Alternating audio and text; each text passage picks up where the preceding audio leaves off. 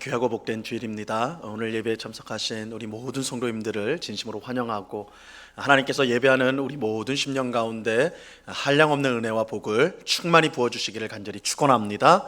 우리 성도님 간에 반갑게 인사 나누겠습니다. 우리 앞뒤 좌우로 보시면서 사랑합니다, 축복합니다 인사 나눠주시기 바랍니다.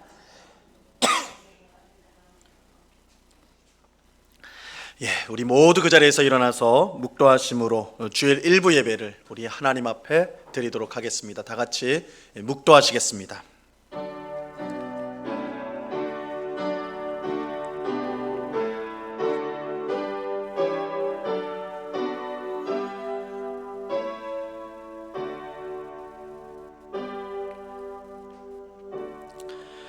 두려워하지 말라, 내가 너와 함께함이라.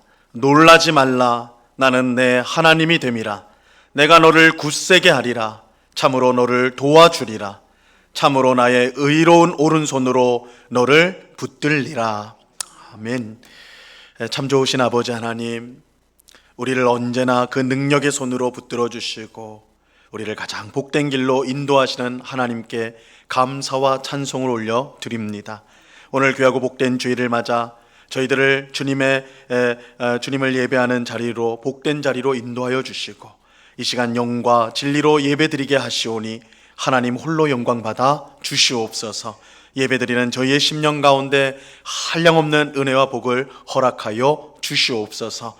우리의 모든 더럽고 추악한 죄악을 주님 앞에 고백하오니 십자가 보혈로 깨끗이 씻어 주시옵소서. 성령으로 충만하게 하여 주셔서 성령의 열매를 늘 맺어 우리 하나님 앞에 영광이 되는 저희의 삶이 되도록 주장하여 주시옵소서. 이 시간 여러 가지 세상의 염려와 근심들을 다 주님 앞에 맡겨드리며 하나님이 우리를 얼마나 사랑하는지, 우리를 또한 얼마나 복되게 하시는지를 우리가 기억하며 감사하며 찬송하는 이 복된 시간이 될 수 있도록 인도하여 주시옵소서. 오늘 예배를 통하여 우리를 만나주시고 은혜 주실 주님께 감사와 찬양을 올려드리오며 예수 그리스도 이름으로 기도드리옵나이다. 아멘. 우리 찬송가 2장을 같이 찬양하겠습니다.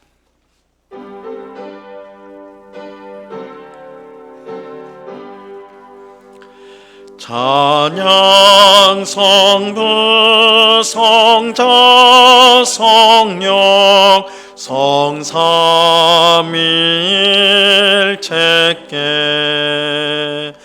영원 무궁하기까지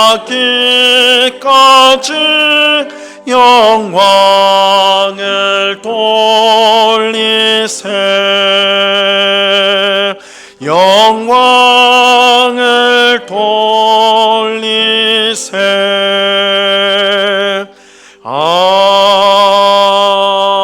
아멘. 사도신경으로 우리의 신앙을 한 목소리로 같이 고백합니다. 전능하사 천지를 만드신 하나님 아버지를 내가 믿사오며 그 외아들 우리 주 예수 그리스도를 믿사오니 이는 성령으로 잉태하사 동정녀 마리아에게 나시고 본디오 빌라도에게 고난을 받으사 십자가에 못 박혀 죽으시고 장사한 지 사흘 만에 죽은 자 가운데서 다시 살아나시며 하늘에 오르사 전능하신 하나님 우편에 앉아 계시다가 저리로서 산자와 죽은 자를 심판하러 오시리라. 성령을 믿사오며 거룩한 공회와 성도가 서로 교통하는 것과 죄를 사하여 주시는 것과 몸이 다시 사는 것과 영원히 사는 것을 믿사옵나이다. 아멘. 우리 모두 그 자리에 앉도록 하겠습니다. 우리 찬송가 뒤에 있는 교독문 6번 시편 10편 말씀을 우리 같이 교독하도록 하겠습니다. 교독문 6번 시편 10편 말씀입니다.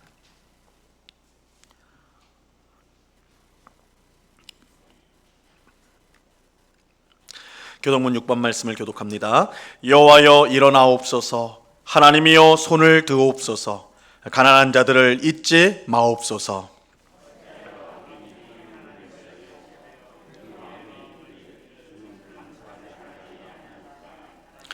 주께서는 보셨나이다. 주는 재앙과 원한을 감찰하시고 주의 손으로 갚으려 하시오니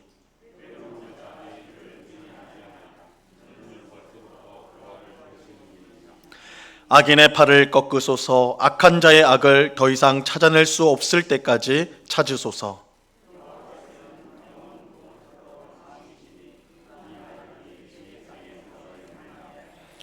여호와여, 주는 겸손한 자의 소원을 들으셨사오니 고아와 압제당하는 자를 위하여 심판하사. 아멘. 예, 우리 찬송가 63장을 같이 찬양하겠습니다.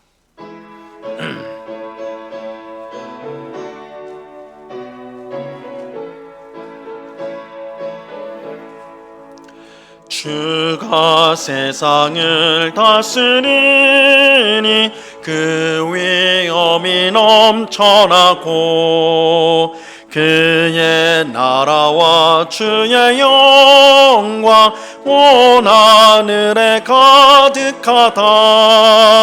저 흉악한 마귀의 무리 다 멸망케 하시는 주, 이 찬양을 주께 드리니 큰 영광을 받으소서. 주가 권능의 손으로서 이 세상을 창조하니 그의 놀라운 창조 솜씨 만 백성이 경탄하네. 저 하늘의 별들도 모두 주 영광을 나타내요. 늘 돌보아 주시는 주께 큰 영광을 돌립니다. 주가 세상의 피조물을 인간에게 다 맡기고 순종하라는 말씀으로 그 권위를 주셨도다. 온 땅 위에 주님의 위엄 늘 넘치며 가득하니 그 나라와 주님의 영광 온 천하에 찬란하다.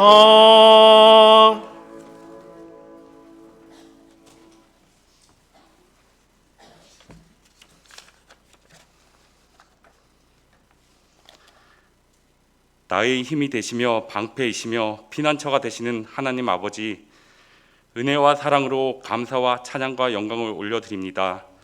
지난 한 주간도 세상에 살면서 우리의 생각을 앞세우고 주님을 멀리하며 세상 것에 현혹되어 살아오기도 했음을 고백합니다. 타락한 본성으로 인하여 자연재해와 코로나 사태의 고난을 겪으면서도 세상을 의지하며 여전히 제약과 불순종에서 돌아서지 못하는 어리석고 연약한 존재임을 고백합니다. 주님, 용서하여 주시옵소서. 주님, 폭우로 인하여 많은 인명피해와 농경지와 가옥들이 침수되는 자연재해로 고통받는 주의 백성들을 긍휼히 여겨주시며 생활터전들이 하나님의 능력으로 회복될 수 있도록 참 평안을 얻으며 모든 근심, 걱정, 염려가 사라지며 정상적인 생활로 이어지게 하여 주옵소서. 이 나라를 안전하게 지켜주시며 복주시는 하나님 아버지, 침체된 경제와 나누어진 나라, 혼란한 교육, 하나님 창조 질서를 대적하는 동성애와 차별금지법, 정치, 경제, 사회, 문화가 분열되어 있습니다. 모두가 기도로 분열된 사회와 여야 정치인들이 서로 협력하며 도울 수 있도록 함께 기도하는 교회와 위정자들이 되게 하여 주시옵소서. 내가 너희를 사랑한 것 같이 너희도 서로 사랑하라고 말씀하셨듯이 서로 사랑하며 주의 사랑으로 이 나라를 다스려지는 은혜가 있게 하여 주옵소서. 주님, 코로나19로 인하여 믿음이 약해지며 교회를 멀리하려는 성도도 있습니다. 믿음은 들으면서 난다고 했는데 듣지 못하고 전하지 못하는 일들이 장기화되고 있습니다. 또한 코로나19가 교회를 통해서 전파되며 교회가 사회로부터 지탄을 받기도 하고 있습니다.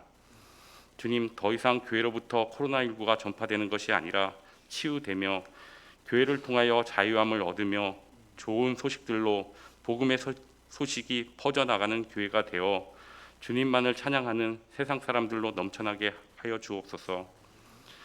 만물마다 거짓되고 심히 부패한 것이 사람의 마음이라 했습니다. 이렇게 부패한 마음들을 주님께서 주시는 말씀으로 변화되어 새로운 피조물로 거듭나게 하여 주시옵소서. 그리하여 연약한 심령과 질병으로부터 자유함을 얻으며 각자 맡은 자리에서 일하며 형통한 은혜로 인도하여 주옵소서. 하나님, 이 시간에는 교회 학교를 위해 기도하고자 합니다. 코로나19로 인해 교회 학교의 성경학교와 수련회가 이전과 달리 주일 예배 시간을 통하여 진행되며 예전보다는 시간은 짧고 날짜는 길게 진행됩니다. 프로그램들이 온라인을 통하여 매일 또는 매주 진행되며 부모가 함께 참여하고 확인하는 방식으로 진행됩니다. 이 시간을 통해 말씀과 기도로 하나님을 더 깊이 알아가고 교회를 사랑하며 서로를 사랑하게 하여 주옵소서. 예전에는 우리 아이들의 신앙 교육을 교육부서에 잘 보내는 것으로 어느 정도 부모의 역할을 잘했다고 생각했던 것이 이제는 그 책임이 부모에게로 많이 넘어옴을 느낍니다. 이제는 부모와 교역자, 교사들이 온라인을 통해 많이 소통하며 아이들을 위해 눈물로 기도하며 아이들의 신앙 교육을 위해 가정과 교회가 함께 고민하고 노력하게 하여 주옵소서. 또한 우리 은곡교회 성도님들이 다음 세대를 위하여 관심과 격려 그리고 기도로 인해 부모의 바른 신앙이 대물림되어서 미래의 은곡교회가 예수님 안에 든든히 세워가기를 원합니다. 이 시간 말씀을 전하실 고한율 목사님에게 영육간의 강건함을 허락하여 주셔서 그 입술을 통하여 우리의 상한 마음을 하나님의 말씀으로 치유시켜 주시어서 우리가 그 말씀을 통해 한 주간도 생활하는 가운데 큰 위로와 힘이 되게 하여 주옵소서. 늘 승리하는 삶을 살게 하여 주옵소서. 하나님, 예배의 첫 시간이오니 마치는 시간까지 하나님께서 홀로 영광 받으시길 바라오며 우리를 구원하신 예수님의 이름으로 기도드립나이다. 아멘.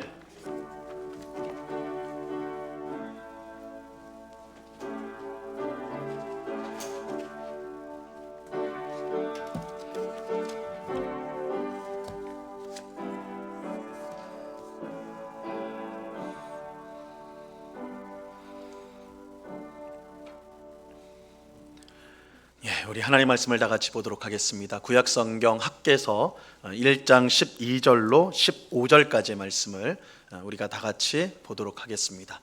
학개서 1장 12절로 15절까지의 말씀입니다.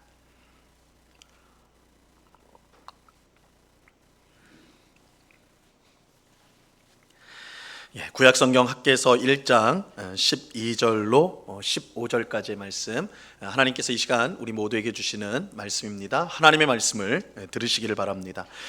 스알디엘의 아들 수룹바벨과 여호사닥의 아들 대제사장 여호수아와 남은 모든 백성이 그들의 하나님 여호와의 목소리와 선지자 학개의 말을 들었으니 이는 그들의 하나님 여호와께서 그를 보내셨음이라. 백성이 다 여호와를 경외하며 그때 여호와의 사자 학개가 여호와의 위임을 받아 백성에게 말하여 이르되 여호와가 말하노니 내가 너희와 함께 하노라 하니라.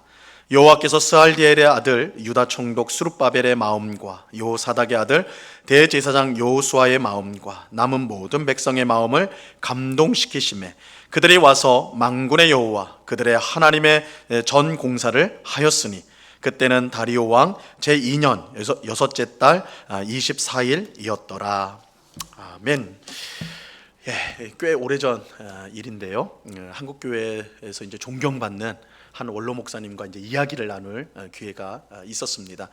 저랑 이제 단 둘이서 얘기를 한 건 아니고 여러 명의 이제 목회자들이 함께 있어가지고 이제 이야기를 나누는 시간이었는데, 그 원로 목사님이 한국 교회의 현실을 보면서, 그게 이제 꽤 오래 전 일인데도 그때도 이제 한국 교회가 참으로 많이 이제 세상의 지탄을 받고요. 뭐 지금도 더 그러죠.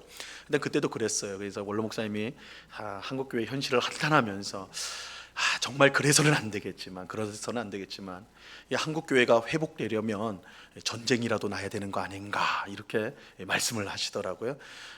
이제 그 목사님은 사실은 이제 전쟁을 경험한 분이거든요. 그래서 이제 북한에서 살다가 핍박을 하니까 이제 전쟁통에 내려오신 분이셨어요. 그러니까 전쟁의 참화를 누구보다도 잘 아는 분인데 그렇게 말씀하는 거예요. 그래서는 안 되겠지만 또 한국 교회가 회복되려면 전쟁이라도 나야 되지 않겠느냐 이렇게 말씀하시더라고요. 이제 젊은 제가 들을 때는 아무리 그래도 그렇지 이거 너무 심한 말씀하시는 거 아닌가 그런 생각이 들었습니다. 그런데 요즘 그 원로 목사님 말씀이 종종 떠오릅니다. 그러면서 그때는 알지 못했던 그 말씀의 뜻을 어렴풋이 깨닫게 되었어요. 물론 실제로 전쟁이 일어나야 된다는 건 결코 아니죠. 그래서는 안 될 것입니다.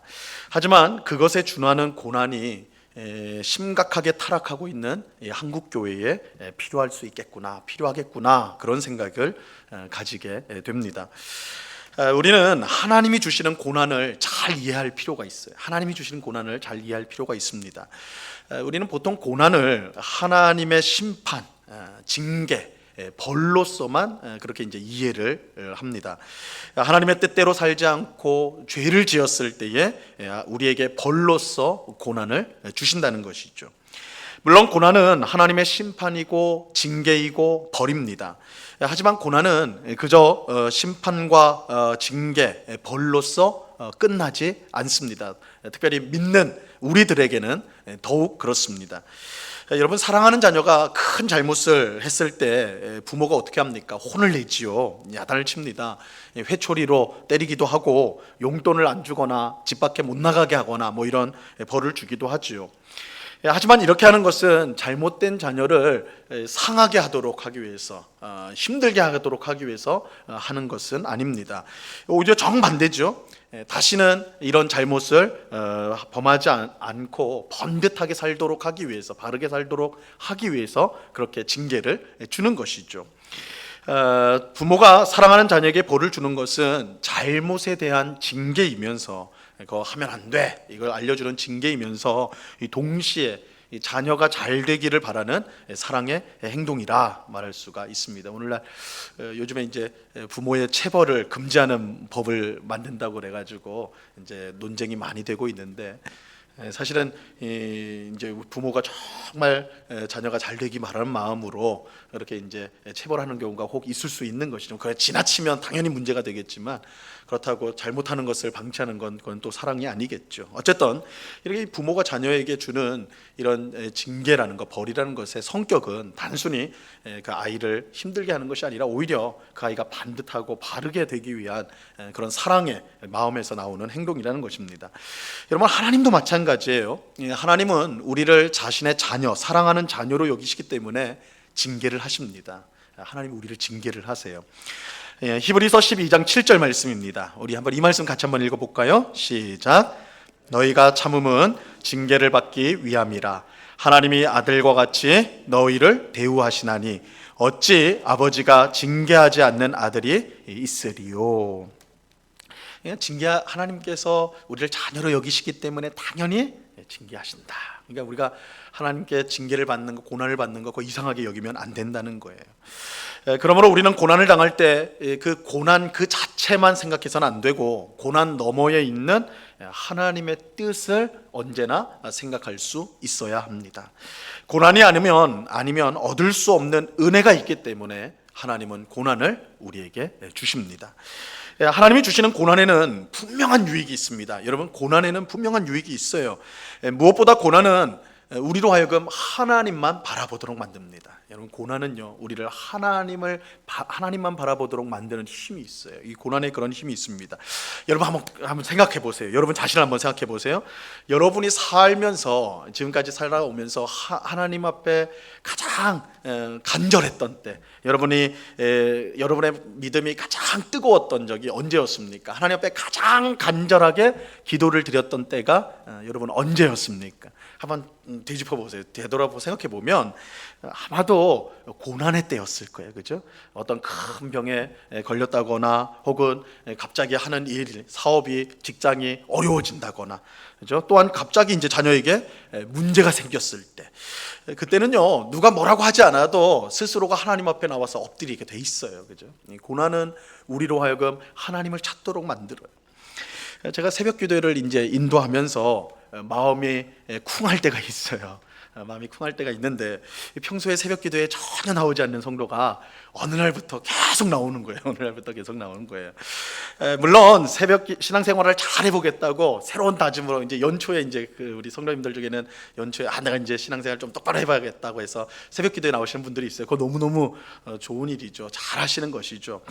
하지만 많은 경우에 새벽에 안 나오던 분들이 나오는 때는, 이제 지속적으로 나올 때는 뭔가 무슨 일이 터졌기 때문에 일 가능성이 많아요.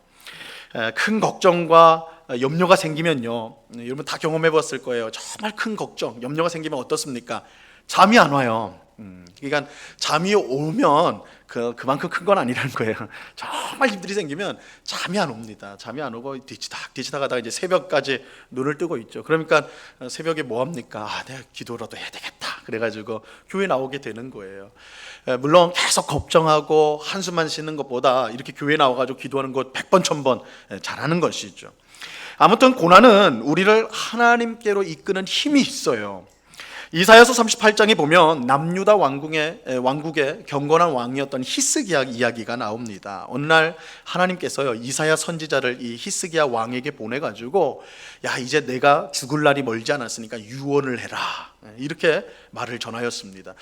히스기야한테는 청천벽력과 같은 말씀이 아닐 수가 없는 거예요. 너가 곧 죽게 되니 유언을 남겨라, 이렇게 하나님의 말씀이 그렇게 왔으니까요. 이 청천벽력 같은 말이죠.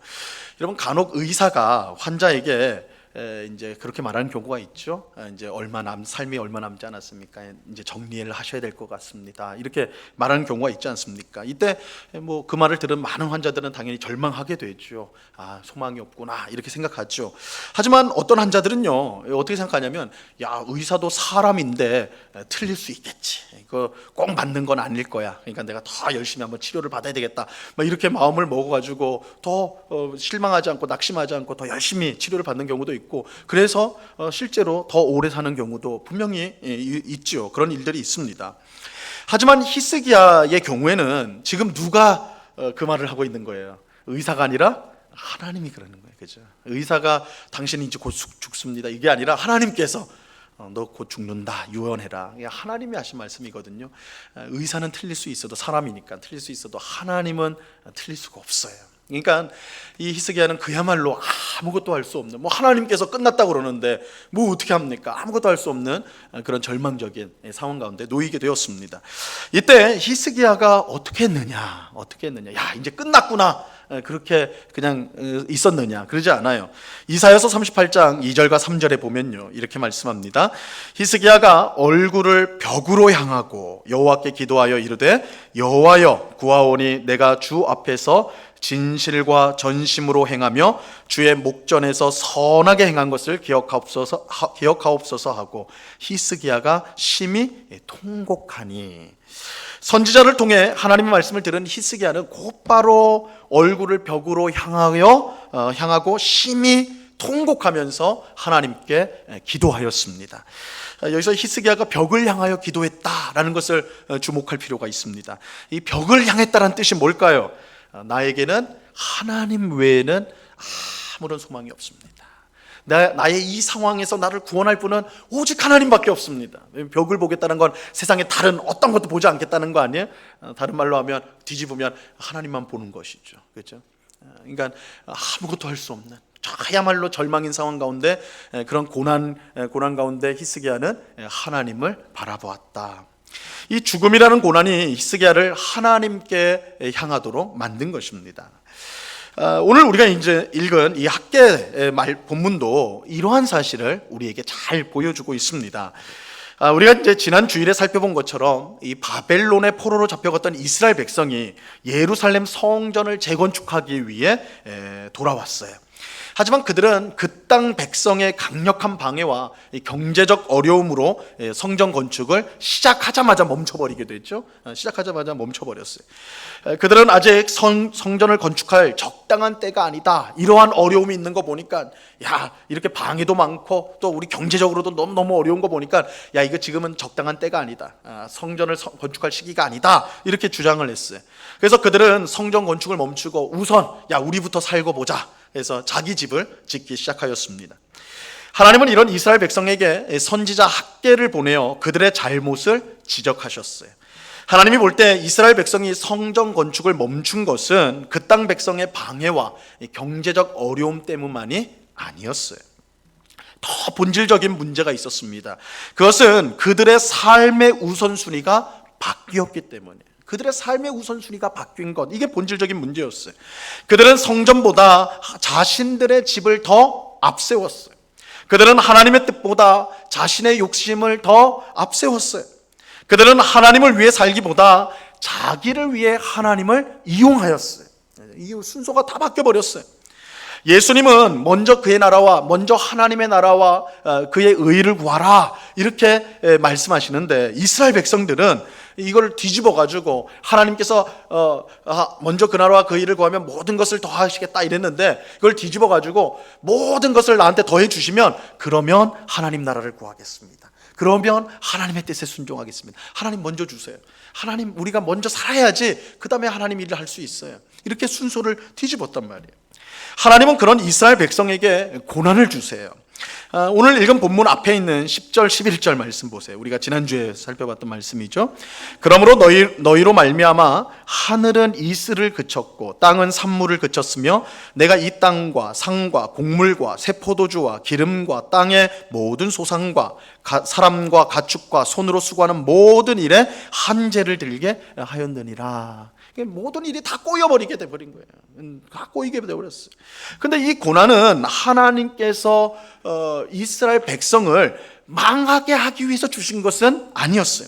앞서 말씀드린 대로 하나님께서 자기 백성에게 주시는 고난은 죄에 대한 징계이면서, 물론 이것도 이스라엘 백성들이 순서, 삶의 우선순위를 뒤집었기 때문에 하나님께서 징계로서 주신 고난이지만, 그것에 그치는 것이 아니라 이 징계를 통해서 이스라엘 백성들로 하여금 하나님을 바라보도록 하기 위해 이 징계를 주신 것이죠. 선지자 학개가 이 사실을 깨우쳐 주었습니다. 너희는 지금 당하는 고난을 통해 하나님을 다시 바라봐야 된다. 너희는 이 고난을 통해서 이것 때문에 너무 괴로워하고 불평하고 원망할 게 아니라 오히려 이 고난을 통해서 하나님을 바라봐야 한다. 하나님을 너희 삶의 최우선순위로 삼아야 된다. 너희가 지금 뒤집은 것을, 우선순위를 뒤집은 것을 다시 돌려놔야 된다. 하나님 먼저로 돌려놔야 된다. 이렇게 말하는 거예요. 오늘 본문은 선지자 학개가 전한 이 말씀을 하나님의 말씀으로 받은 지도자들과 백성이 하나님을 경외하게 되었음을 우리에게 알려주고 있어요. 자, 오늘 본문 12절 말씀을 보시기 바랍니다. 12절 같이 한번 읽습니다. 시작. 살디엘의 아들 수룹바벨과 여호사닥의 아들 대제사장 여호수아와 남은 모든 백성이 그들의 하나님 여호와의 목소리와 선지자 학개의 말을 들었으니 이는 그들의 하나님 여호와께서 그를 보내셨습니다. 백성이 다 여호와를 경외하며. 이스라엘 백성은 지금까지 그들이 겪고 있는 이 경제적 어려움을 비롯한 여러 가지 고난으로 인해 불평하고 원망하는 삶을 살았어요. 그들이 성전 건축을 멈춰버린 것, 그만둔 것이 그들의 불평과 원망을 드러낸 행동이었어요. 하지만 선지자 학개를 통해 그들이 받는 고난의 뜻을 제대로 깨닫기 시작하였습니다. 그들이 겪는 고난은 그저 하나님의 벌이나 징계가 아니라, 그걸로 그치는 것이 아니라 하나님만 바라보고 하나님을 인생의 최우선순위로 삼도록 하는 것이었어요. 하나님은 이스라엘 백성이 망하도록 고난을 주신 것이 아니라 그들을 살리려고 고난을 주신 것입니다. 이스라엘 백성은 고난을 통해 하나님의 말씀을 듣게 되었습니다. 오늘 보세요. 그죠? 하나님의 말씀을 듣게 되었다. 만약 하나님이 고난을 주시지 않았다면 그들은 자신의 집을 지으며 자기가 살고 싶은 대로 계속해서 살아갔을 거예요. 브레이크가 고장난 자동차처럼 하나님의 길과 반대되는 길로 계속해서 질주하였을 것입니다. 하지만 고난이 그들의 길을 막은 거예요. 그죠? 하나님이 주신 고난이 그들의 길을 막은 거예요. 고난으로 그들이 하나님의 말씀을 듣게 되었고 하나님을 다시 경외하게 된 것입니다. 우리는 코로나19 사태라는 큰 고난 가운데 지금 놓여져 있습니다. 이 코로나19 사태가 시작될 때, 이게 이처럼 오래될까? 될까? 물론 그때도 이제 전문가들은 오래될 수 있다 이렇게 경고를 했지만 우리 대부분은 이렇게 오래될까? 오래 갈까? 이렇게 이제 생각을 못했지요. 이 코로나19 사태가 이처럼 우리 삶에 큰 충격을 줄지 예상을 못했습니다. 요즘에 뉴 노멀이라는 말을 쓰죠. 영어인데 뉴 노멀, 새로운 일상이다. 이거는 코로나19 이전과 코로나19 이후에 우리의 일상의 삶이 질적으로 변했다라는 거예요. 질적으로 변했다. 그래서 전문가들은 우리는 더 이상 코로나 이전의 삶으로 돌아가지 못할 것이다. 완전히 우리의 일상생활이 새로워질 것이다. 이게 좋은 의미의 새로워짐보다는 이 일상에 누렸던, 정말 우리가 코로나 이전에 누렸던 그런 자유로움과 교제나 뭐 이런 것들이 완전히 변화되어지는, 이 대면 서로 만나는 것을 자유롭게 못하고 비대면 만나지 못하는, 서로 얼굴을 보지 못하고 뭐 화상이나 전화기나 뭐 이런 기계를 통해서 해야 되는 그런 새로운 삶의 모습으로 되어질 것이다. 이렇게 이제 암울한 예상을 하고 있죠. 코로나19는 세계적인 경제 위기를 가져왔고 사회를 불안에 떨게 하고 있습니다. 지금도 연일 뉴스가 계속해서 하면서 우리 마음을 두렵게 하죠. 학생들이 마음 놓고 학교에 갈 수가 없고 사람들이 모이는 것 자체를 공포로 여기게 되어 있어요. 그죠? 우리가 길을 가다가도 사람들이 막 모여 있으면 괜히 두렵잖아요. 피하고 싶고 그런 마음들이 생겼어요. 그야말로 정치, 경제, 사회, 교육 모든 면에 코로나19 사태는 심각한 문제를 발생시키고 있어요. 이것은 교회도 마찬가지죠. 교회도 마찬가지예요. 여러분 뉴스를 통해 들으셨을 텐데 어제 금요일하고 어제 또 집합 금지 명령이 또 내렸죠. 우리 종교단체 다, 교회나 뭐 절이나 이렇게 카톨릭이나 다 또 이제 내렸는데 지금 이제 정규 예배를 드리는 것 외에 하지 않도록 소모임을 하지 않도록 아주 강한 명령이 또 내렸습니다. 물론 저희 교회는 지금 그대로 준수를 잘 하고 있습니다. 방역 지침을 저희가 이제 철저히 하게 따르고 있는데요.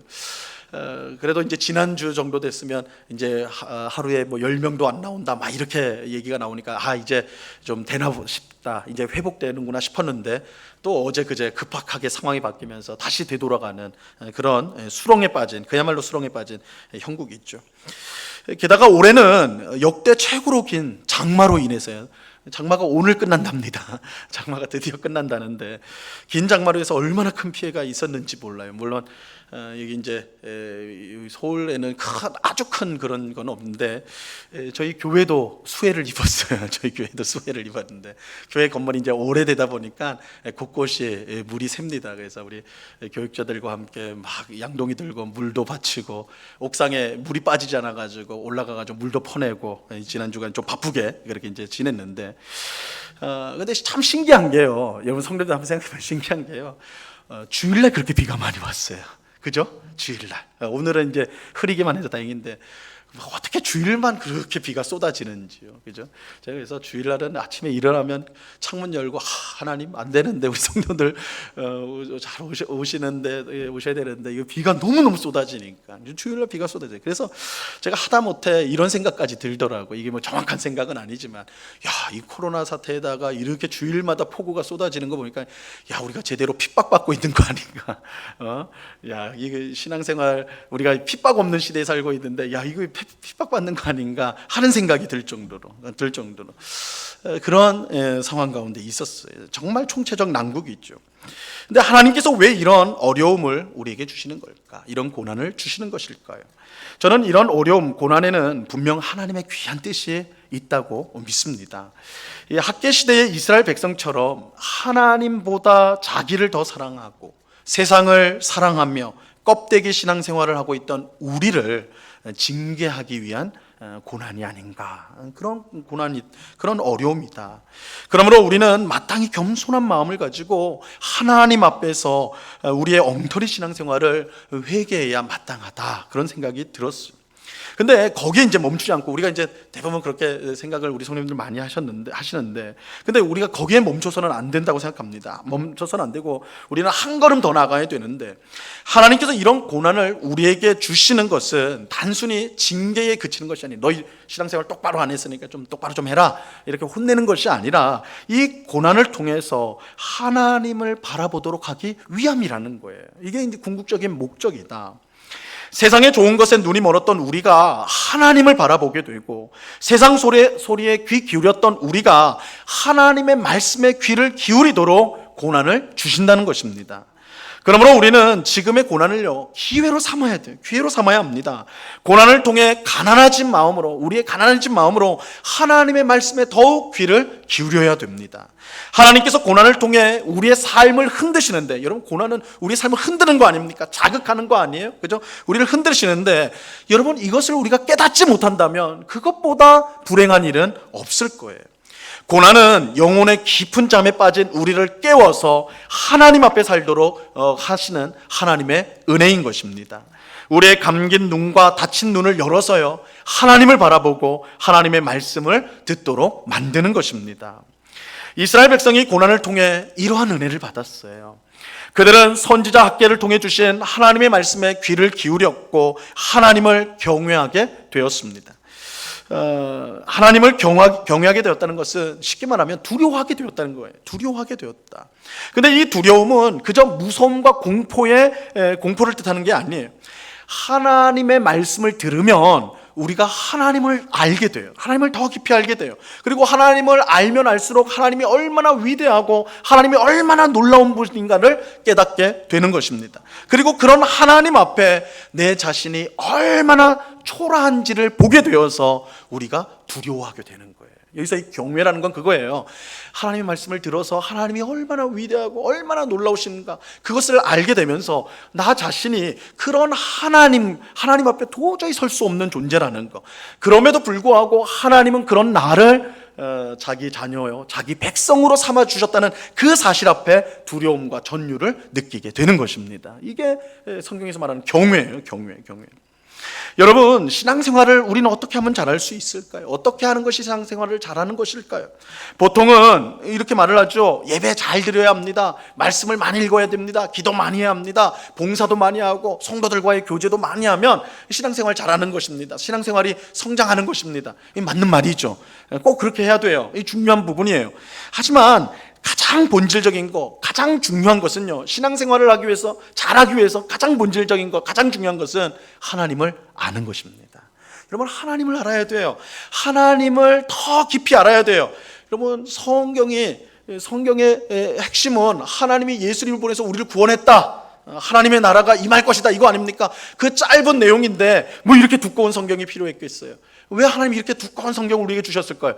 하나님을 알게 하도록 하기 위해서. 가장 중요한 거예요. 성도가 하나님을 알아야지 하나님을 경외할 수가 있어요. 하나님을 알면 알수록 우리 자신이 또 얼마나 초라하면 초라한 것을 알수록 우리는 하나님을 두려워하게 되고 또한 경외하게 되고, 그래서 올바른 신앙생활을 할 수 있게 되는 것입니다. 하나님을 모르는 사람이 기도를 많이 하고 성경을 많이 읽으면요, 엉뚱한 데 빠지기 시작해요. 여러분, 이거 잘 생각해 보셔야 되는 거예요. 우리는 성경 많이 읽고 기도 많이 하면 그 사람은 참 훌륭한 성도다, 이렇게 생각하지만 하나님을 모르는 채 기도 많이 할 수 있고 성경 많이 읽을 수 있어요. 그러면 전혀 엉뚱한 데로 빠져버려요. 얼마 전에 어떤 목사가 많은 사람들이 모인 자리에서 뭐라고 말을 했냐면, 이거 굉장히 입에 담기도 그런데, 하나님 까불면 나한테 죽어 그랬어요. 하나님 까불면 나한테 죽어 그랬어요. 이 말이 문제가 되니까 그 목사가 뭐라고 변명을 했냐면, 하나님께서 저를 그만큼 믿어주신다는 것을 표현하기 위해서 좀 과하게 했다, 이렇게 이제 말을 했어요. 여러분, 이 목사가 이런 막말을 할 수 있는 것은 그가 기도를 안 하는 사람이거나 혹은 성경을 모르는 사람이기 때문이 아니에요. 목사니까 신학 교육을 받았고 오랫동안 했으니까 기도도 많이 했겠죠. 기도 많이 했어요. 성경 많이 알았어요. 근데 왜 이런 막말이 나오는가요? 하나님을 모르기 때문에 그래요. 하나님을 안다면, 하나님이 얼마나 위대하고 하나님이 얼마나 놀라우신 분인가를 안다면 감히 그 입에서 어떻게 그런 말이 나올 수가 있겠냐고요. 하나님을 모르기 때문이에요. 하나님을 우리가 정말로 안다면 오늘 말씀에 나오는 이스라엘 백성처럼 하나님을 두려워하는 것이 마땅한 것입니다. 하나님의 위대하심과 놀라우심 앞에 압도가 되어가지고요, 아무 말도 하지 못하는 것이 당연한 일이에요. 더욱이 이처럼 위대하고 놀라우신 하나님께서 나 같은, 어떻게 보면 벌레 같은 인생을 사랑하시고 자신의 자녀와 백성으로 삼아주셨다는 것을 깨닫게 될 때 그건 두려움밖에 없는 거예요. 그죠? 어떻게 감히 함부로 하나님의 이름을 함부로 말할 수 있냐고요. 그죠? 그럴 수가 없는 거예요. 하나님을 알면 알수록 그럴 수가 없는 거예요. 신앙생활을 잘하기 위해서 우리는 하나님을 알아야 합니다. 하나님을 알면 알수록 우리는 하나님을 사랑할 수밖에 없고 경외할 수밖에 없는 거예요.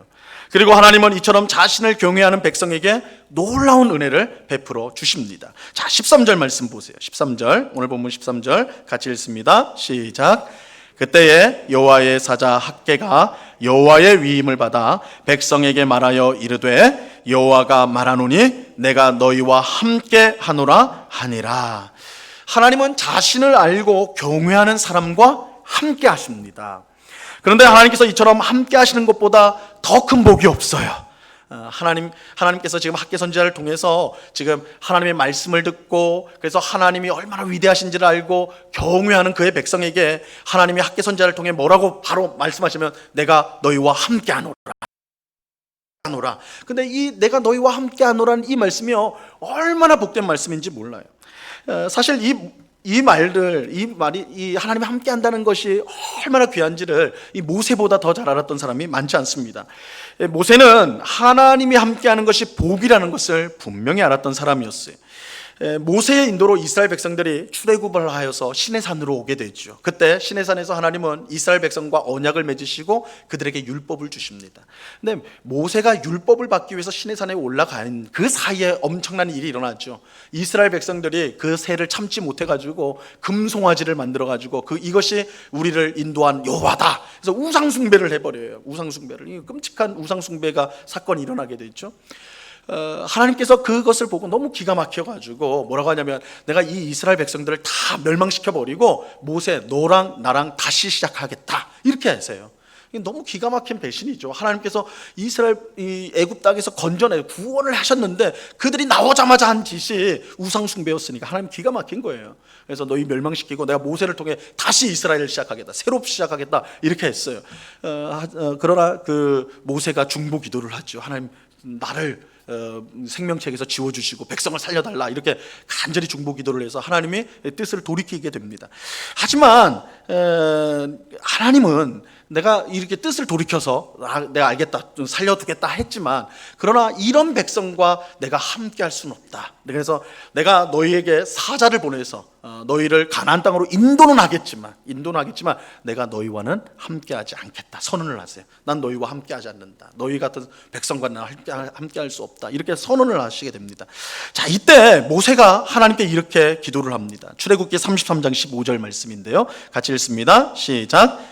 모세가 여호와께 아뢰되 주께서 친히 가지 아니하시려거든 우리를 이곳에서 올려보내지 마옵소서. 모세는 만약 하나님이 함께하지 않는다면 저희 가나안 땅 안 갈래요 이렇게 말하는 거예요. 하지만 여러분 이스라엘이 애굽에서 나온 이유가 뭔가요? 가나안 땅 가기 위해서거든요. 가나안 땅 가려고 지금 다 이렇게 나온 거예요. 가나안 땅에 들어가지 않는다면 사실 애굽에서 나올 이유가 없는 거예요. 그리고 지금 이스라엘 백성이 어디에 있습니까? 사람이 살 수 없는 광야 한가운데 있단 말이에요. 이게 모세가 이것을 모르지 않아요. 이거 대책이 없는 말이에요. 사실 우리가 올라가지 않겠습니다 하면 이건 대책이 없는 말이래요. 하지만 모세가 이렇게 말한 것은 하나님이 함께 하지 않는다면 아무 의미가 없다는 것을 그가 분명히 알았기 때문에 그래요. 하나님이 함께하지만 아무것도 아니에요. 하나님이 함께하지 않는 가나안 땅은 아무 의미가 없습니다. 하나님이 함께하지 않는 승리, 하나님이 함께하지 않는 성공, 하나님이 함께하지 않는 재물, 아무 소용이 없다라는 거예요. 그래서 모세는 하나님이 함께하지 않으려면 저희 안 가겠습니다. 왜냐하면 아무 의미가 없으니까. 만복의 근원이 되시는 하나님께서 함께하는 것만이 우리가 복된 삶을 사는 유일한 길인 것이죠. 그러므로 우리는 언제나 하나님께서 우리와 함께 하실 것을 위해 기도해야 돼요. 우리의 가장 중요한 기도 제목이 있다면 하나님 함께 해 주십시오. 하나님 언제나 함께해 주십시오. 하나님 지금 나와 함께하여 주십시오. 이것이 우리에게 가장 중요한 기도예요. 그런데 놀랍게도 하나님은 자기를 경외하는 사람에게 언제나 함께하겠다고 약속해 주셨습니다. 하나님은 선지자 학개를 통해 하나님의 말씀을 듣고 하나님을 경외하게 된 이스라엘 백성에게 내가 너희와 함께하노라. 그죠? 백성이 하나님을 경외한다. 이러니까 하나님께서 학개를 통해 바로 선언을 하잖아요. 내가 너희와 함께하노라. 하나님은 자기를 경외하는 백성, 하나님의 말씀을 듣고 하나님을 알게 되어서 하나님을 두려워할 줄 아는 그 백성과 함께하여 주시는 것입니다. 하나님께서 함께 하신다는 말씀은 두 가지 뜻이 그 속에 담겨져 있습니다. 첫째는 모든 적들로부터 안전하게 지켜주시겠다는 거예요. 하나님께서 우리와 함께 하시면 세상의 그 어떤 것도 우리를 넘어뜨릴 수 없습니다. 다윗은 군대가 내 주위에 진칠지라도, 적군이 내 주위에 진칠지라도 나는 두려워하지 않겠노라. 하나님이 함께 하시니까, 하나님이 지켜주시니까 그 어떤 것도 두렵지 않다, 이렇게 고백을 하였어요. 하나님이 함께 한다는 것은 하나님께서 우리의 모든 적들을 물리쳐 주시겠다는 뜻이에요. 둘째는 우리의 모든 필요를 채워 주시겠다는 것입니다.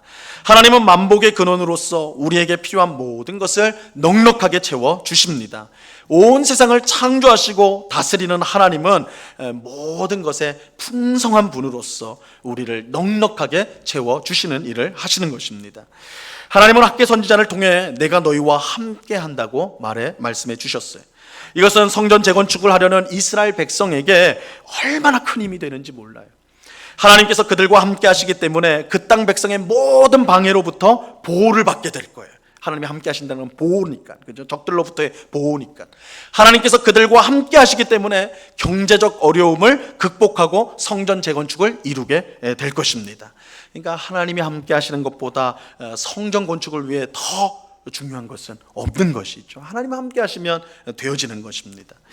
하나님은 코로나19 사태 속에 있는 우리에게도 동일하게 말씀해 주십니다. 내가 너희와 함께 하노라. 그죠? 이 약속의 말씀을 꼭 붙드시기 바랍니다. 하나님께서 우리와 함께 하시기 때문에 우리는 이 모든 어려움을 결국은 극복하게 될 것입니다. 하나님께서 우리와 함께 하시기 때문에 반드시 승리하게 될 것입니다. 하나님의 능력의 오른손이 우리를 붙들어 우리가 당한 모든 어려움으로부터 건져주시고 우리가 구하는 것보다 더 풍성하게 채워주실 것입니다. 하지만 이것을 꼭 기억하세요. 이것을 꼭 기억하세요. 하나님은 자기를 경외하는 사람에게 함께 하십니다. 자기를 경외하는 사람과 함께 하신다는 거예요.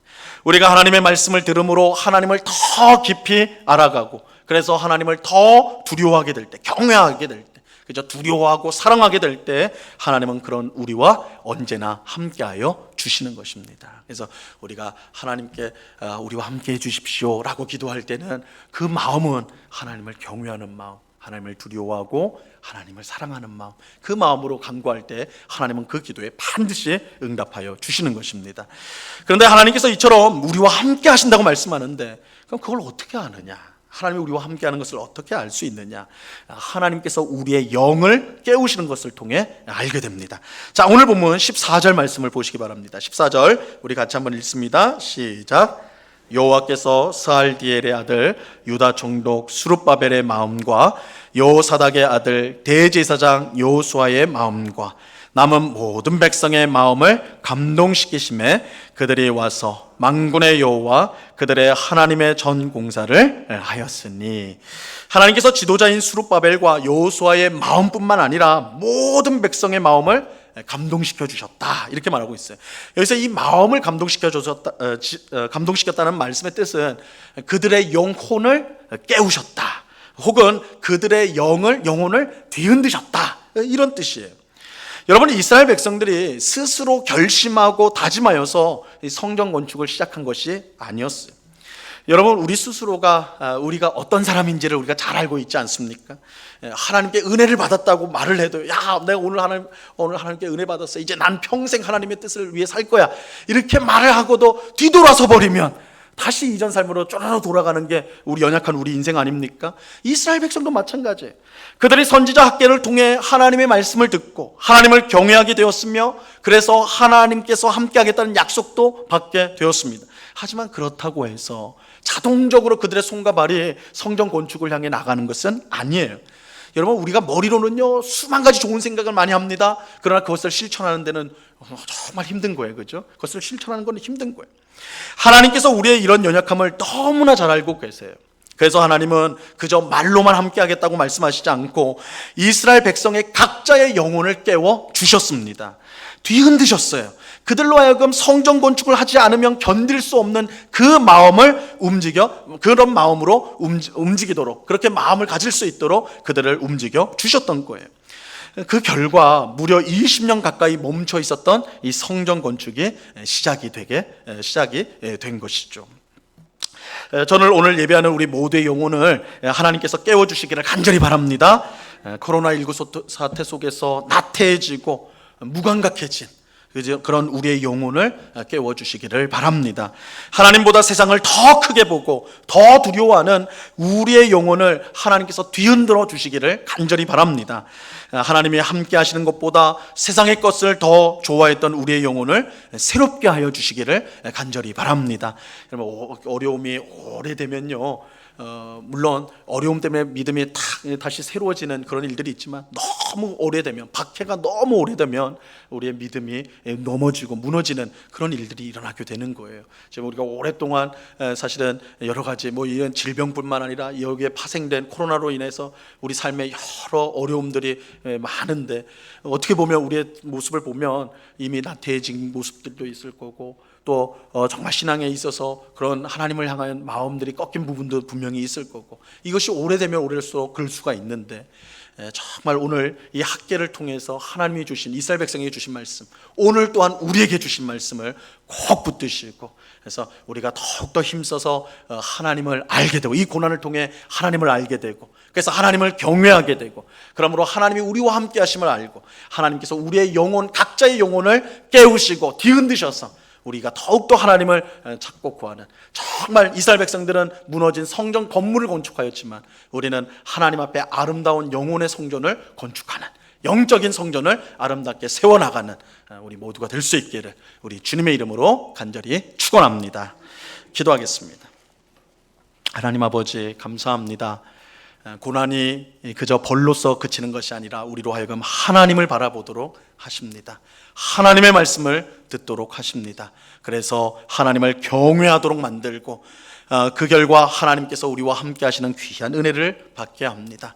하나님이 우리와 함께 할 때에 하나님께서 우리의 잠자던 영혼, 나태해진 영혼을 흔드시고 깨우셔서 주님의 일을 하도록 우리를 인도하여 주십니다. 하나님, 이런 귀한 역사가 학계를 통하여 이스라엘 백성들에게 일어났는데 오늘 우리에게도 일어나게 하여 주시옵소서. 코로나로 인하여 또한 여러 삶의 많은 문제와 어려움으로 인하여 하나님 낙심하고 나태해지고 또 무뎌졌던 우리의 영혼을 뒤흔드시고 깨우셔서 하나님을 위하여 다시 분연히 일어설 수 있는, 우리의 믿음을 새롭게 할 수 있는, 정말 하나님을 위하여 보이지 않는 성전을 건축해가는 주의 백성들이 다 될 수 있도록 주님 은혜를 베풀어 주시옵소서. 감사하며 예수 그리스도의 이름으로 기도드리옵나이다. 아멘. 찬송가 406장을 같이 찬양하겠습니다.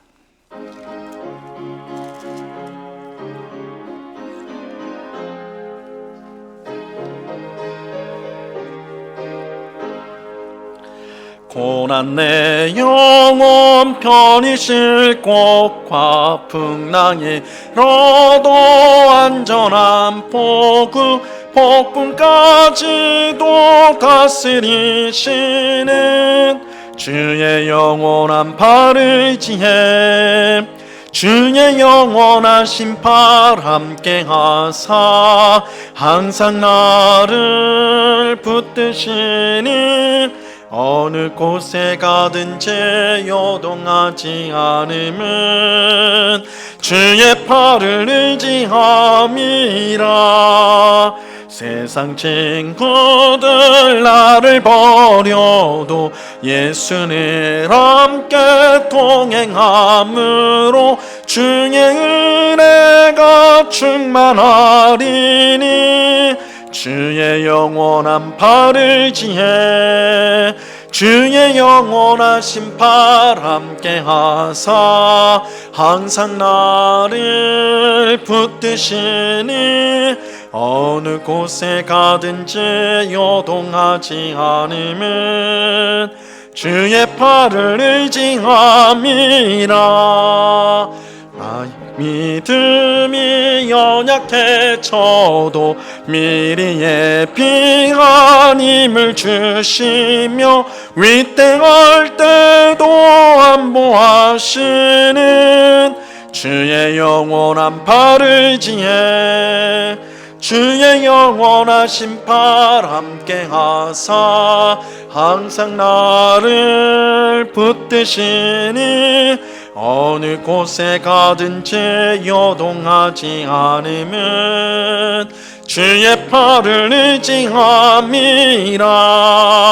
능치 못한 것 주께 없으니 나의 일생을 주께 맡기며 나의 모든 짐 대신 지시는 주의 영원한 팔을 의지해 주의 영원하신 팔 함께 하사 항상 나를 붙드시니 어느 곳에 가든지 요동하지 않으면 주의 팔을 의지함이라.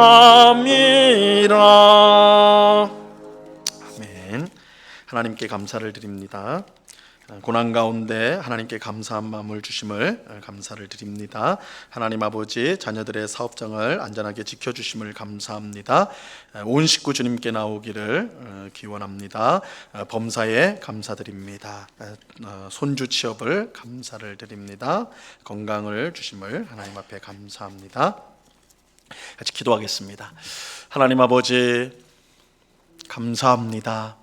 언제나 우리의 삶을 눈동자와 같이 지켜주신 주님, 언제나 우리를 감찰하시고 살펴보시며 우리가 그릇된 길을 가지 않고 선한 길로 또한 생명의 길로 나아갈 수 있도록 성령 하나님을 통하여 이끄시는 귀한 은혜에 감사와 찬양을 드립니다. 공중의 새도 입히시고 먹이시는 주님, 들에 핀 백합도 아름답게 하신 주님, 하물며 하나님의 자녀인 우리를 얼마나 더 사랑하겠느냐 말씀하신 주님, 우리를 자녀 삼으셔서 또한 우리를 책임져 주시고 가장 복된 것으로 넘치게 하시는 하나님께 영광을 돌리고 감사를 드립니다. 주님, 우리가 이 세상을 살면서 세상 사람들의 모습을 보며 실망하고 또한 낙심할 것이 아니라 오히려 하나님 안에서 우리에게 주어진 복과 은혜가 얼마나 큰지를 깨달아 알므로 항상 감사하고 찬송하며 자족하는 그런 복된 삶을 살아가는 저희 모두가 될 수 있도록 주님 주장하여 주시옵소서. 하나님 베푸신 은혜에 감사하여서 이 시간 여러 명목의 헌금을 주 앞에 드리오니 하나님 기쁘게 받아 주시옵소서. 이 헌금이 사용되어지는 곳마다 주님의 복음이 힘있게 증거되어지게 하시고 어렵고 힘든 이웃들을 돕고 살리며 주님의 몸된 교회를 든든히 세우는데 쓰여지는 귀한 헌금이 될 수 있도록 역사하여 주시옵소서. 아버지 하나님, 우리 성도들의 모든 가정을 주님께서 꼭 붙들어 주옵소서. 믿음의 가정으로 세워 주시옵소서. 믿지 않는 가족이 속히 주님 앞에 돌아오게 하옵시고, 또한 가족 간에 서로 다투고 또한 서로 갈등하는 모든 것도 우리의 마음을 변화시키는 분이 하나님이신 줄로 믿사오니 서로 용납하고 서로 사랑하는 깨어진 관계가 회복되어질 수 있도록 역사하여 주시옵소서. 우리 환우들을 꼭 붙들어 주셔서 능력의 손으로 일으켜 세워 주옵시고, 아버지 하나님, 또한 육신의 질병뿐만 아니라 마음의 고통을 가지고 살아가는 주의 백성들에게 참된 평안을 허락하여 주사 이 세상 가운데 승리하는 주의 백성들 다 될 수 있도록 주장하여 주시옵소서. 하나님께서 언제나 우리와 함께 하시며 또한 모든 필요한 것을 넉넉하게 채우시며 또한 주님의 나라를 위하여 일하게 하도록 우리의 마음을 감동시켜 주실 것을 믿고 감사하며 예수 그리스도 이름으로 기도드리옵나이다. 아멘. 교회 소식을 전하도록 하겠습니다. 주보 마지막 면을 모두 봐주시기를 바랍니다. 주일학교 여름 성경학교 및 수련회가 계속해서 진행 중에 있습니다. 유치부는 이제 오늘까지 진행이 되고요. 나머지 부서들은 30일까지 그렇게 진행이 되고 있습니다. 우리 성경학교는 따로 지금 방역단체에서 금지한 소그룹 모임으로 그렇게 하지는 않고요.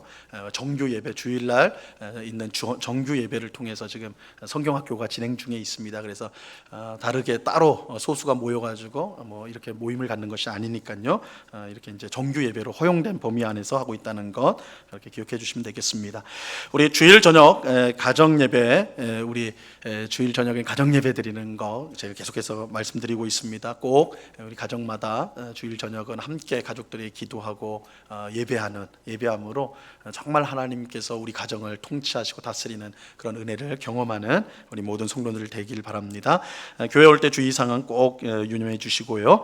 우리 교육자 동정을 알려드립니다. 우리 박종호 목사님이 내일부터 이제 선교 훈련을 우리 지난 우리 5, 6, 7월 이렇게 이제 선교 훈련을 3달 받았는데 이번에는 한 주 동안 한 주일 뭐 보충 수업 같은 개념일 것 같습니다. 그래서 수원에 있는 합신 선교 훈련에서 일주일 동안 훈련을 받고 돌아오게 됩니다. 그래서 선교사로서 지금 준비하고 있는데 잘 준비될 수 있도록 우리 성도님들 기억해 주시고 기도해 주시기 바랍니다.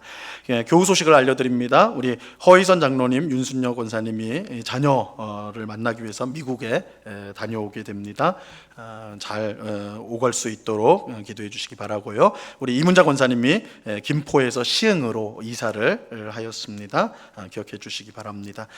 정기당회가 오늘 2부 예배에 있다는 거 알아주시기 바라고요.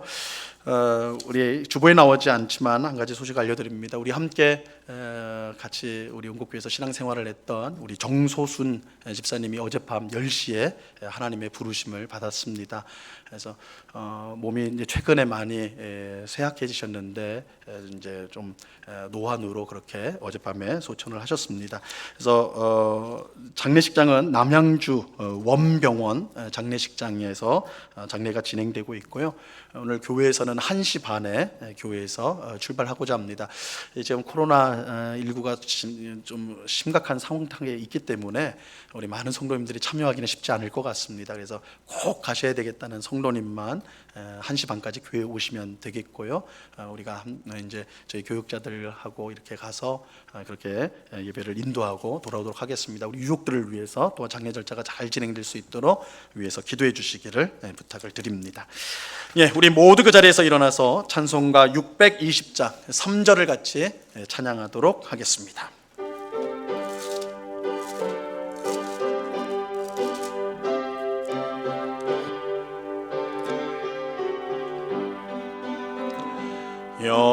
여기에 모인 우리 사랑 많은 주의 자녀라 주께서 뜻하신 바 은일 통해 펼치신다 고통과 슬픔 중에 더욱 주님 의지하오니 어려움 이겨내고 주님 더욱 찬양하라 이 믿음 더욱 굳세라 주가 지켜주신다 어둠 맘에도 주의 밝은 빛 인도하여 주신다.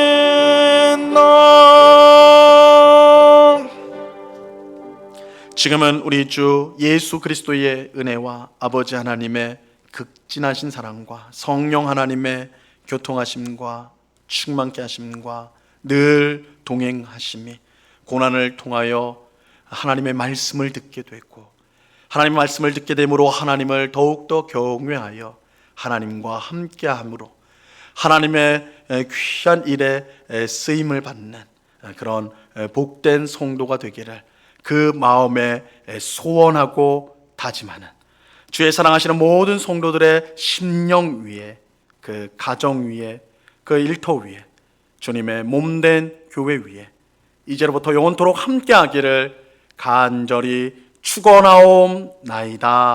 아멘.